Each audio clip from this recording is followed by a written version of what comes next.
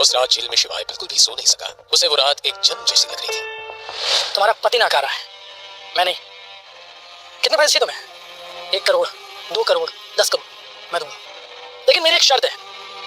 अगर तुम्हें 2 करोड़ चाहिए तो तुम्हें मेरे साथ, और अगर 10 करोड़ चाहिए तो खुद को मेरे हवाले करना होगा।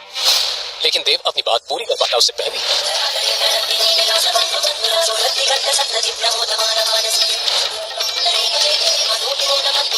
ऑल आर मैट, निकालो उसको बाहर। शिवाय नंदिनी से बेइंतहा मोहब्बत करता था। वो उसका बचपन का प्यार थी। आज उनकी शादी को 3 साल हो चुके थे, लेकिन उसकी साधारण जिंदगी के कारण नंदिनी उससे बेहिसाब नफरत करती थी। ये शादी उसकी मर्जी के खिलाफ जाकर उसके दादाजी ने करवाई थी। नंदिनी को हमेशा एक अमीर पति चाहिए था। शिवाय ने कभी उसे ऐशो आराम नहीं दिया और नंदिनी ने उसे कभी अपनाया ही नहीं। पर शिवाय ने कभी हार नहीं मानी। हर हफ्ते वो एक गुलाब देता रहा, एक उम्मीद के साथ कि कभी ना कभी उसका प्यार स्वीकार होगा।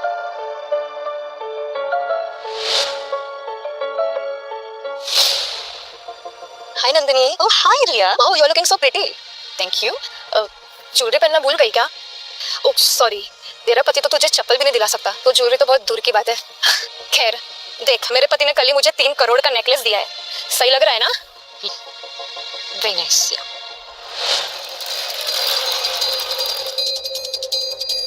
मेजर शिवाय, फाइनली आप हमें मिल गए। हम आपको 3 साल से पागलों की तरह ढूंढ रहे थे। हमें आपकी जरूरत है, आप लौट आइए। ये सही वक्त नहीं है। फिलहाल मेरे लिए मेरी शादी बचाना ज्यादा जरूरी है। चले जाओ तुम।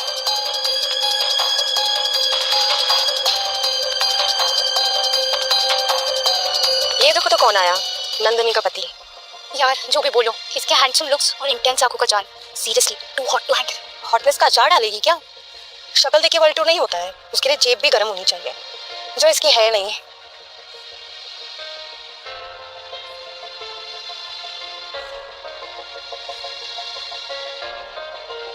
नंदिनी, नंदिनी, मुझे तुमसे जरूरी बात करनी है, प्लीज। यार छोड़ो मेरा, तुम यहाँ क्या कर रहे हो?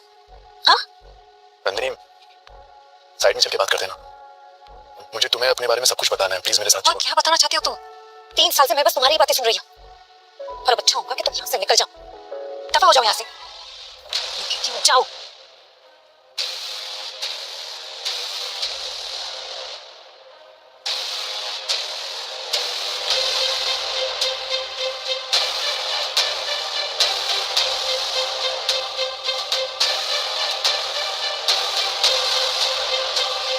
नंदिनी, नंदिनी,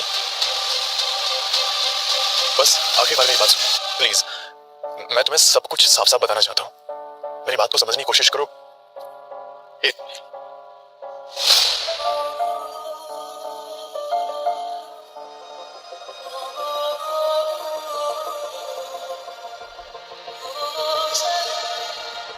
ये देख रहे हो तुम? ठीक से देखो, अपनी आंखें खोल के देखो। तुम्हारी औकात यहीं तक की है। अब अपना ये मुंह उठाओ और निकलो यहाँ से। किस बात पे इतना बवाल मचा रहा है तू? नंदिनी भी रिलैक्स, तुम्हारा पति नाकारा है, मैं नहीं। कितने पैसे चाहिए तुम्हें? 1 करोड़, 2 करोड़, 10 करोड़ मैं दूंगा। क्या तुम मेरी मदद करोगे? ऑब्वियसली, मैं तुम्हारा दोस्त हूँ, लेकिन मेरी एक शर्त है। अगर तुम्हें 2 करोड़ चाहिए तो तुम्हें मेरे साथ, और अगर 10 करोड़ चाहिए तो खुद को मेरे हवाले करना होगा। लेकिन देव अपनी बात पूरी कर पाता उससे पहले ही।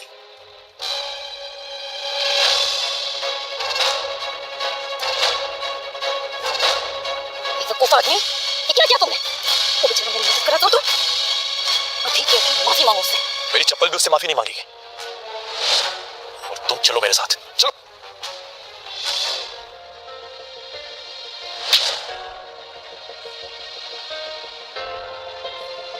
शिवाय सिर्फ नंदिनी को देख रहा था। यकीन नहीं हो रहा था कि 3 साल से जिस लड़के के लिए वो जी रहा था वो इतनी लालची और एहसान फरामोश निकलेगी। ये 12 साल पुरानी नंदिनी नहीं हो सकती। इतनी मासूम और साफ दिल वाली लड़की इतनी घटिया कब बन गई? यार शिवाय माहेश्वरी कौन है? मैं हूँ शिवाय।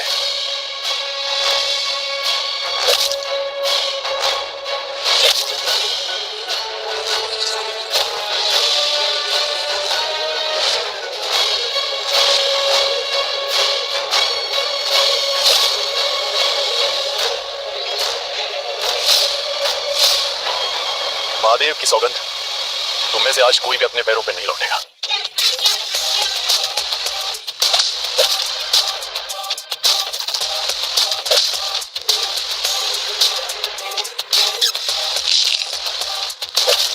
एक साथ बॉडीगार्ड्स को मारना मजाक नहीं था। सबको लगा शिवाय पागल हो गया। 30 सेकंड के अंदर शिवाय ने सबको जमीन पर पटक दिया। थोड़ी चोट उसको भी आई, पर वो फौलाद की तरह खड़ा था। देव की बुलाई हुई पुलिस आ गई। नंदिनी कुछ कह पाती उससे पहले पुलिस शिवाय को उसके घुटनों पर ले आई। उसकी पूरी दुनिया आज उजड़ चुकी थी। उसकी बचपन के प्यार ने उसका दिल, यकीन और गुरूर सब तोड़कर रख दिया था। उसके जहन में एक ही सवाल गूंज रहा था, क्या ये वही नंदिनी थी जिसे वो 12 साल से प्यार करता? आज पहली बार नंदिनी ने शिवाय को अपनी नजरों में गिरा दिया था। क्या यही होता है एक तरफ प्यार का अंजाम? अब किसे चुनेगा शिवाय, खुद को या अपने सालों पुराने प्यार को? और क्या वो इस जेल की काल कोठरी से निकल पाएगा? जानने के लिए सुनिए अगला एपिसोड सिर्फ पॉकेट एफएम पर।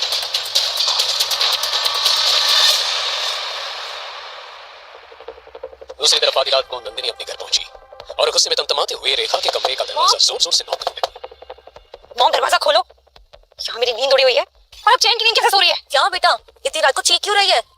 और तू तो पार्टी के लिए गई थी ना, किसी से पैसों की मदद हुई क्या? मदद तो बहुत दूर की बात है। मुझे उस निकम्मे पति ने वहां सबके सामने तमाशा कर दिया और कोई भी मेरी मदद नहीं करना चाहता। सबके सब मुंह मोड़ के चले गए। नंदिनी ने अपनी माँ को क्लब में घटी पूरी घटना बताई। ये सब वो तेरे दादाजी बुड्ढे की वजह से हुआ है। उसने तेरी शादी शिवाय से करवा दी जबरदस्ती। अगर उस वक्त मैं रोक लेती ना तो ये नौबत नहीं आती। मॉम बस बहुत हो चुका। मैं उस शिवाय के साथ एक छत के नीचे नहीं रह सकती। मुझे उससे डिवोर्स चाहिए। पर बेटा कैसे देंगे डिवोर्स? तुझे याद है वो बुड्ढे की एग्रीमेंट? उसमें साफ साफ लिखा है अगर तूने शिवाय को डिवोर्स दिया तो बजाज फैमिली की आधी प्रॉपर्टी उसे दी जाएगी। और वो नाकारा शिवाय ये तो चाहता है कि उसकी खाली जेब भर जाए हमारे पैसों से। नहीं मॉम, यही सही मौका है। मैं जानती हूँ कि मैं क्या कर रही हूँ। आप बस मुझ पर भरोसा रखिए। ये कहकर नंदिनी के चेहरे पर एक बेहद शातिर मुस्कान आ गई। शिवाय अपने प्यार और अपने आत्मसम्मान के बीच उलझा था। उसके मन में 12 साल पहले वाला वाकया बार बार घूम रहा था। नंदिनी उसके बचपन का प्यार हो ही नहीं सकती। वो उस भयंकर काली रात में किए गए वादे को कैसे भूल गई? और यही सोचते हुए उस बचपन वाली लड़की का मासूम चेहरा, प्यारी गहरी आंखें, मीठी आवाज सब एक एक करके शिवाय के सामने आने लगा।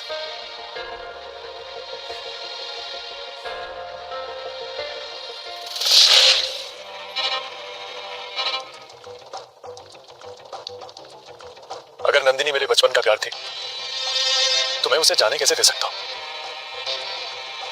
घुट घुट के तो मैं फिर भी जी सकता हूं, लेकिन नंदिनी के बिना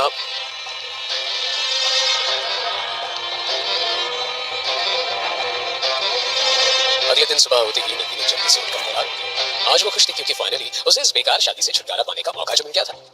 वो सोच रहा होगा उससे आज जमानत मिलेगी, लेकिन मैं आज उसे तलाक दूंगी।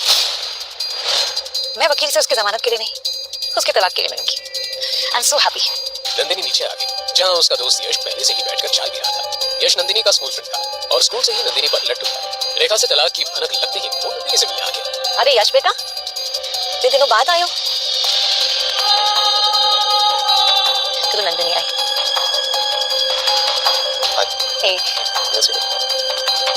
और आजकल क्या कर रहे हो? इतनी महंगी गाड़ी खरीदी? जी आंटी, पैसे मुझे प्रमोशन मिल चुका। फिलहाल 5 करोड़ का पैकेज है। वाओ बेटा, तुम कितने जिम्मेदार और काबिल हो। और ये शिवाय हमारे परिवार के लिए कलंक है। तुम्हें एक सच बात बताऊं, आज तक नंदिनी और शिवाय एक बिस्तर पे सोई भी नहीं है। क्या बात कर रहे हो? तो चले, हाँ श्योर। लेट हो रहा है।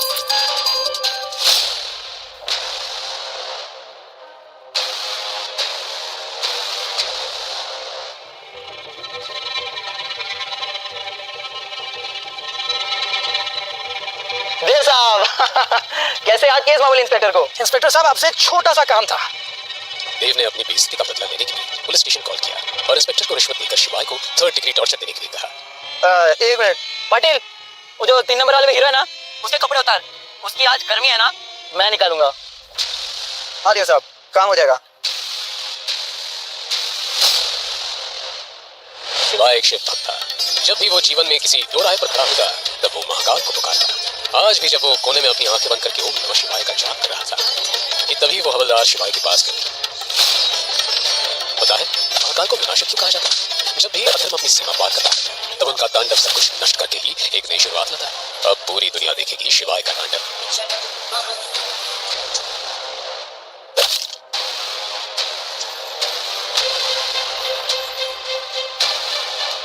तभी इंस्पेक्टर के साथ दो और हवलदार वहां आए और शिवाय को लाठियों से मार दिया।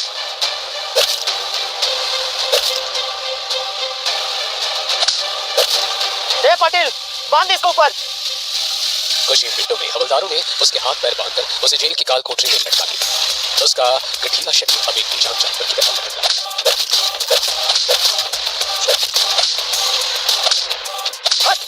मार पाटिल।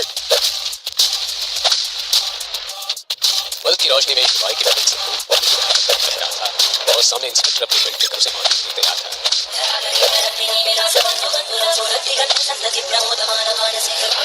हवलदारों की इस हरकत को देखकर शिवाय एकदम शांत हो गया, पर ये एक बड़े तूफान के पहली वाली शांति थी। अचानक आजाद नगर पुलिस स्टेशन का तूफान खत्म हो गया। तभी एक एसयूवी कार पुलिस स्टेशन के सामने आकर खड़ी हो गई। उनमें से एक ऑफिसर कैप्टन सरताज शिवाय को ऐसे देखकर चौंक गया और हड़बड़ाते हुए बोला, ये क्या किया तुम लोगों ने? ऑल आर मैच, निकालो उसको बाहर। ये सब क्या दौड़ चला रखा है? पहले मुझे ये बताओ, ये हमें तलाक का रॉब दिखाना चाहते हो? तुम्हें पता भी है शिवम महेश्वरी है कौन? आज से 30 साल पहले इस शहर को बचाने वाले मसीहा है वो।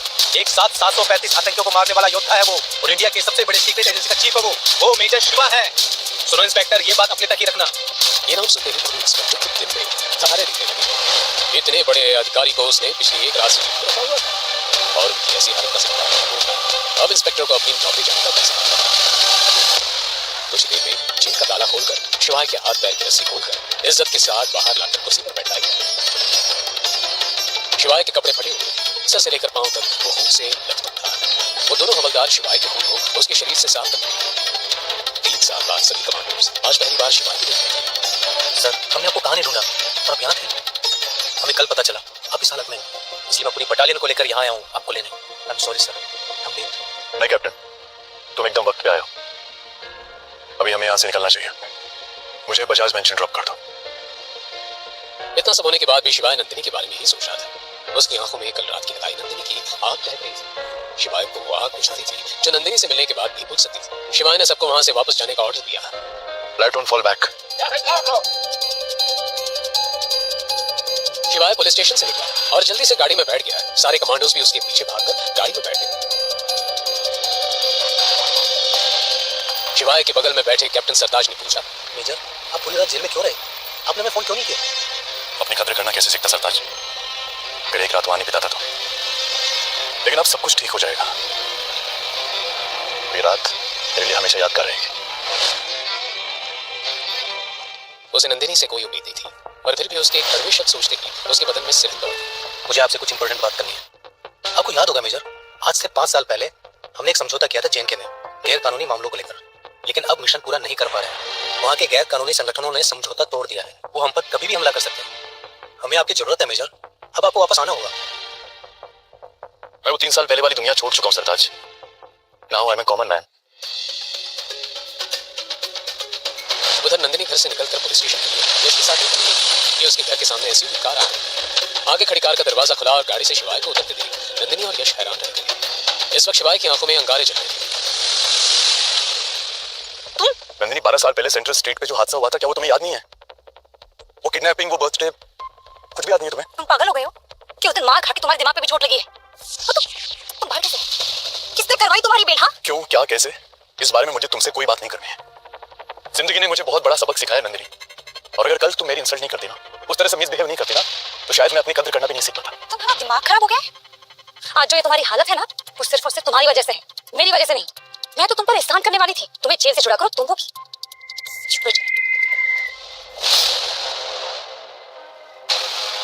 मुझे तुमसे तलाक चाहिए नंदिनी, क्योंकि तुम वो लड़की नहीं हो जिससे मैंने प्यार किया था।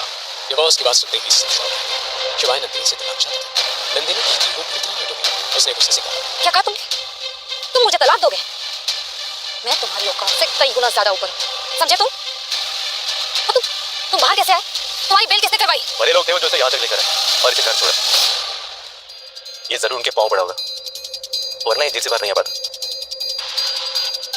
तुम लोगों को ये आइडिया नहीं है कि अब मैंने अपनी इज्जत करना सीख ली। मैं रोशनी का वो जर्रा हूं जिसमें महादेव बसते हैं।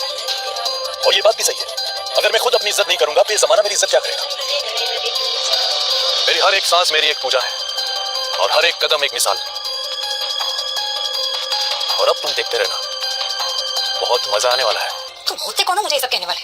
पूरा इंदौर जानता है कि तुम्हारी क्या औकात है। आए बड़े मुझे सच्चाई पे लेक्चर देने वाले। हाँ, मैंने अपनी इज्जत खोई है तुम्हारे सामने, तुम्हारे परिवार के सामने और यहाँ तक कि पूरे शहर के सामने। ये मेरी गलती थी, लेकिन तुम्हें मेरा प्यार दिखाई नहीं दिया नंदिनी। मैं तुम्हारे लिए छोटे छोटे एफर्ट्स करता था, तुम्हें कुछ भी दिखाई नहीं दिया। तुम्हें क्या लगता है नंदिनी, मुझे मजा आता है लोगों की गालियां सुनने में? मैंने तुमसे सच्चा प्यार किया था, लेकिन तुम्हें वो नहीं दिखा। तुम्हें सिर्फ वो दिखा जो तुम्हारी माँ ने तुम्हें दिखाया, जो इस शहर ने तुम्हें दिखाया। तुम मेरे प्यार को कभी समझ ही नहीं पाई नंदिनी, कभी नहीं।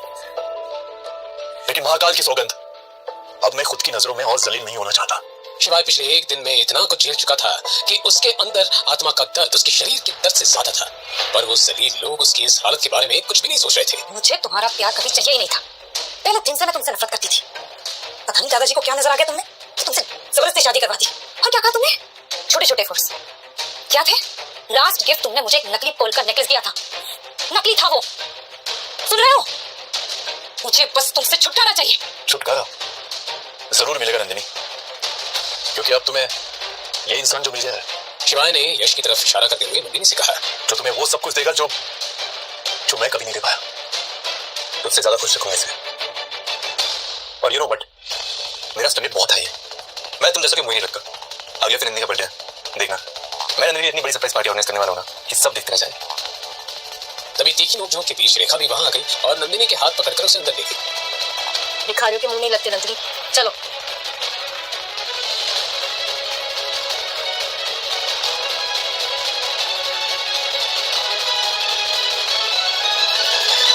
और शिवाय और यश आमने सामने खड़े थे। यश खुद को अकेला पाकर हड़बड़ा गया और कुछ सोचते हुए उसने चिल्लाकर नंदिनी से कहा, ओके नंदिनी, मैं कल आता हूं।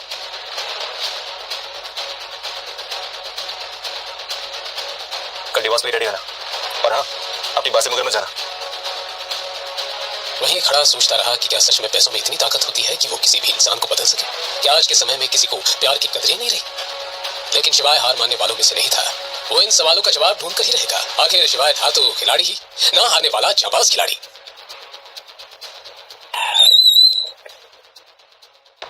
शिवाय ने अपनी स्कूटर को एक खाली गली में रोका। उसने अपनी स्कूटी की डिक्की से रूबिक्स क्यूब निकाली और ठंडी हवा लेते लेते सॉल्व करने लगा।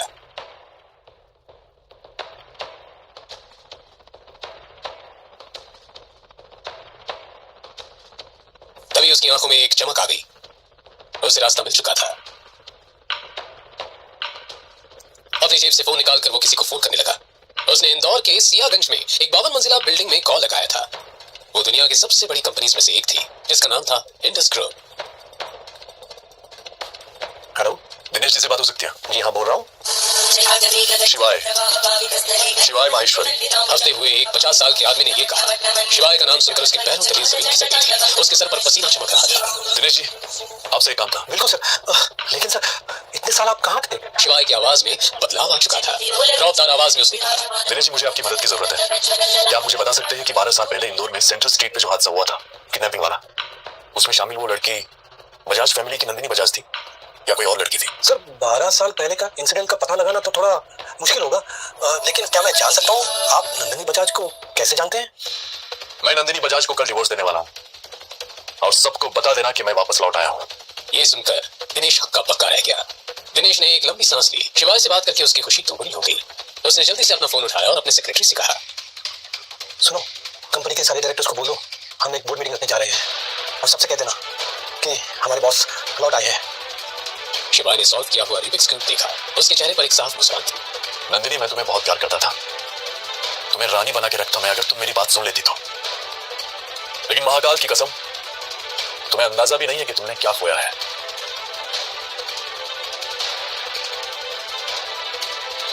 आगे आगे देखो होता है क्या। खेल तो अब शुरू हुआ है। इस समय दुनिया के हर कोने में मौजूद इंडस ग्रुप के लोगों को मैसेजेस आने लगे थे। चाहे वो कहीं भी हो या उनकी पहचान कुछ भी हो, सभी को अपने फोन पर एक मैसेज मिला। मैसेज फ्रॉम इंडस ग्रुप, शिवाय माहेश्वरी इज बैक। इस हड़बड़ी में देव अंदर आया। क्या बात है? इतना हंगामा क्यों हो रहा ऑफिस में? देव वही लड़का था जिसने नंदिनी को 7 सोने का ऑफर उस पार्टी में दिया था और दिनेश देव का चाचा था, जिस बात से शिवाय अनजान था। इतने सर पे चोट कैसी? देव ये जानता था कि उसके चाचा उसे इस बार जरूर पूछेंगे। अब कुछ नहीं, वो एक पार्टी में गया था, थोड़ा सा झगड़ा हो गया था। ये सुनकर दिनेश की भाव तुरंत बदल गई। नाम बोल उसका। इंदौर शहर में किस माइकलाल में हिम्मत है कि तुझ पे हाथ उठा सके? देव बताना तो चाहता था, लेकिन बताता भी तो क्या कि एक निकम्मे पति से मार खाई थी उसने। ये उसकी शान के खिलाफ था। वो एक लड़का था और उसके कुछ दोस्त थे। अकेला होता तो बताता।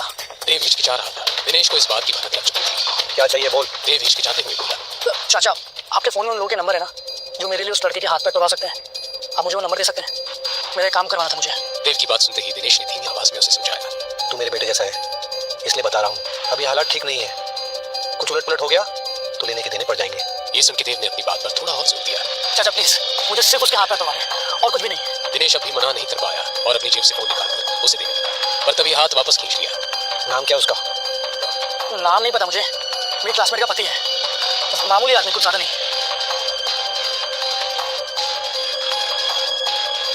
एक बात और, अगर कुछ कांड हुआ ना तो मुझसे बुरा कोई नहीं होगा, फिर याद रखना चाचा नहीं होगा तेरा।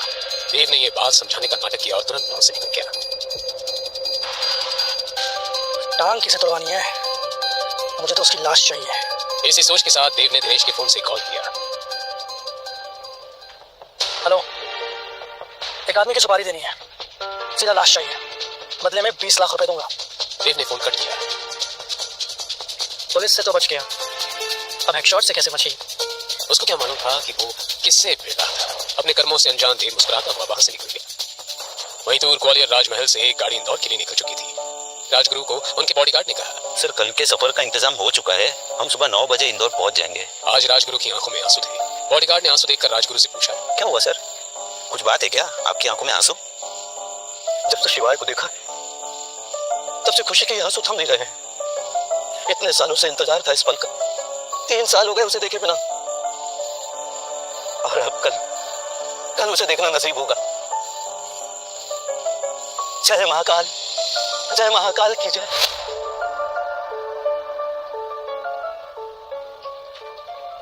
इंदौर के विजयनगर में एक होटल में शिवाय ने चेक इन किया। रूम में जाते ही वो बेड पे बैठ गया।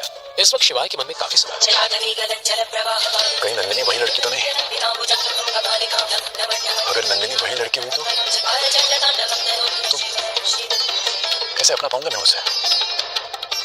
मेरी इज्जत का क्या होगा? सही कर रहा हूँ या गलत, कुछ समझ में नहीं आ रहा मुझे।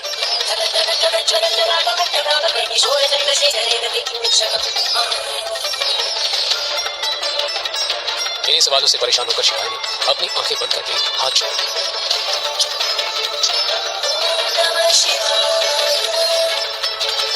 ओम नमः शिवाय, ओम नमः शिवाय, ओम नमः शिवाय, ओम नमः शिवाय।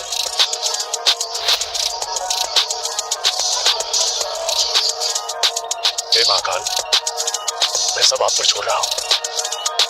फिर आंखें खोल के सीखा। कल कोर्ट में मिलते हैं नंदिनी बजाज। अगली सुबह नंदिनी और यश फैमिली कोर्ट जाने के लिए रेडी हो चुके थे, लेकिन शिवाय का कहीं अता पता नहीं था। रेखा भी उसी को ढूंढ ढूंढ कर परेशान थी। पता नहीं कहाँ गया है निकम्मा शिवाय, ऐसे तुम्हें डिवोर्स का लालच देकर ना जाने किस बिल में छुपाई चुआ। छोड़ो ना मॉम, यहाँ नहीं तो वहाँ आ जाएगा। और वैसे भी आज तो कैसे भी करके मैं उसे डिवोर्स देकर ही रहूंगी। So you don't worry. चल रही? यस।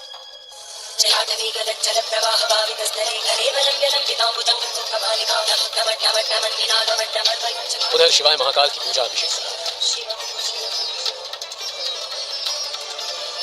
पूजा के बाद उसने जमीन को छूकर साष्टांग प्रणाम किया और मंदिर से बाहर निकला।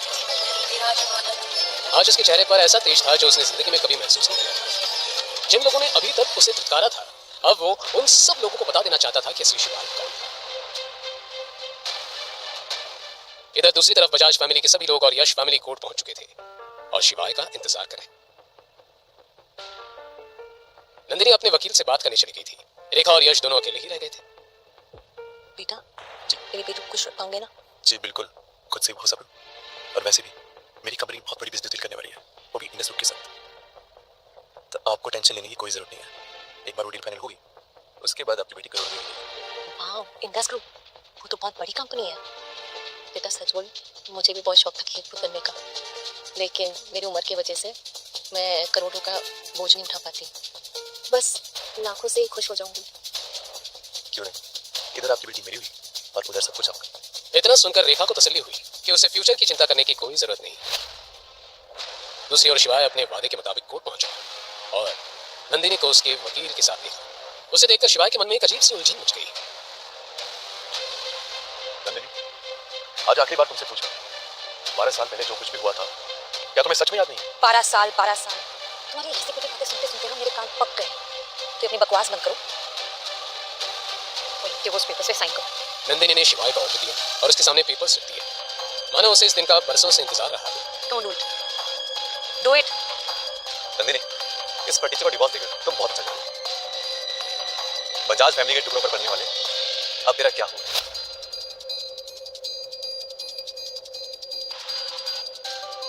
शिवाय ने पेपर्स पे जैसे ही साइन किया वैसे ही बजाज फैमिली और यश वहां से चले गए। वो अब शिवाय को एक पल भी नहीं देखना चाहते थे। शिवाय कोर्ट के बाहर निकला ही था कि एक लग्जरी कार कोर्ट के सामने आकर रुक गई। कार का दरवाजा खुला, सर पर शाही पगड़ी बांधे गाड़ी से उतरे। शिवाय को सामने देख के वो खुशी से फूले ना समाये। शिवाय राजगुरु को देख खुश हुआ। शिवाय ने उनके पैर छुए।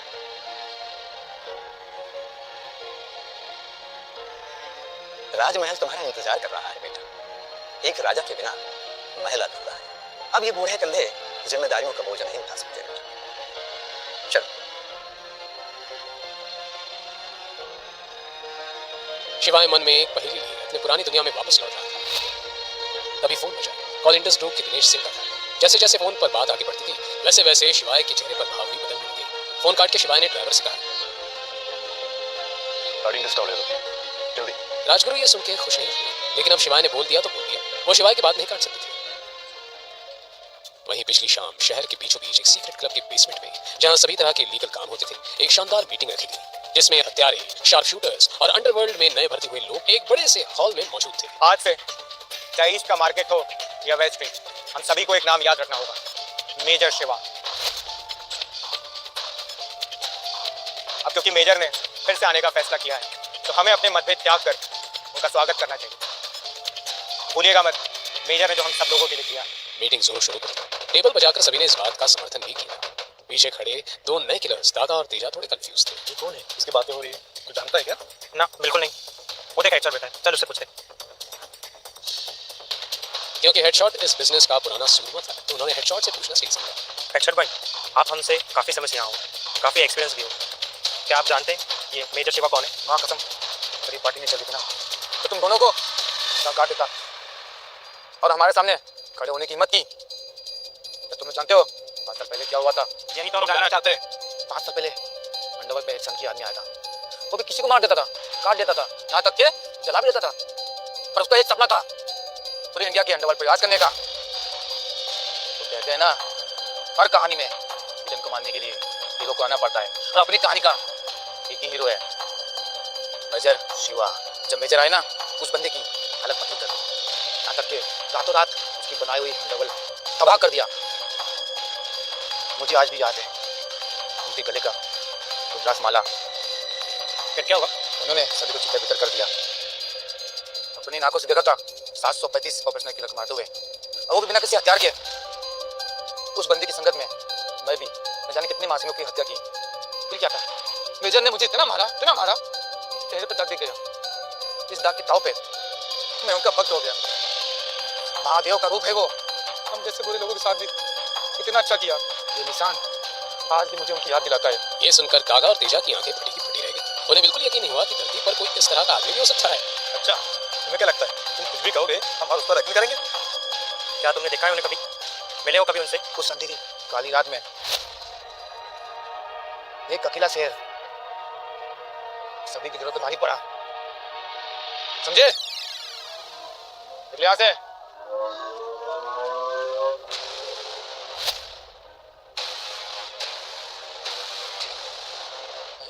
मालिक, देव बोल रहा हूँ, दिनेश का भतीजा। माँ कसम, छोटे मालिक, आपकी आवाज बिल्कुल मालिक जैसी है। बताओ क्या काम है? एक आदमी का एनकाउंटर करवाना था। माफ कीजिएगा, अभी मैं कोई काम नहीं ले सकता। 5 लाख दूं तो भी नहीं? माँ कसम, बात पैसों की नहीं है। अभी समय ठीक नहीं चल रहा है, कुछ रूल्स है जो मुझे फॉलो करना पड़ता है। और अगर 10 लाख दूं तो? आप समझ रहे हैं मालिक, मैं मजबूर हूँ, मैं नहीं कर सकता। और अगर मैं 20 लाख दूं तो? अरे मालिक, 20 लाख में मैं खुद को गोली मार लूँ। आप उसका फोटो भेज दो। उसका नाम क्या है? शिवाय नाम है उसका। बजाज फैमिली का दामाद। फोटो भेजता हूँ उसकी। ओके।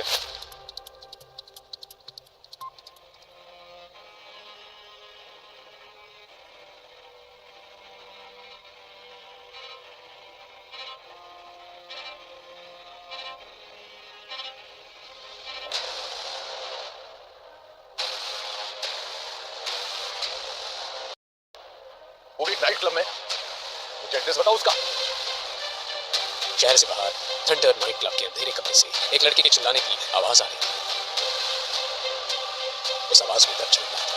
क्या सच में वो लड़की वही थी जिससे शिवाय ने 12 साल पहले वादा किया? और ऐसा क्या हुआ था उस लड़की के साथ कि शिवाय ने उसकी जगह नंदिनी से शादी की? किसने बेचा था उस बदनसीब लड़की को? आगे की कहानी जानने के लिए देखिए अगला एपिसोड सिर्फ पॉकेट एफएम के यूट्यूब चैनल पर। और शिवाय एक विनाशक के सारे एपिसोड्स को सुनने के लिए डिस्क्रिप्शन में दी लिंक से डाउनलोड करें पॉकेट एफएम ऐप।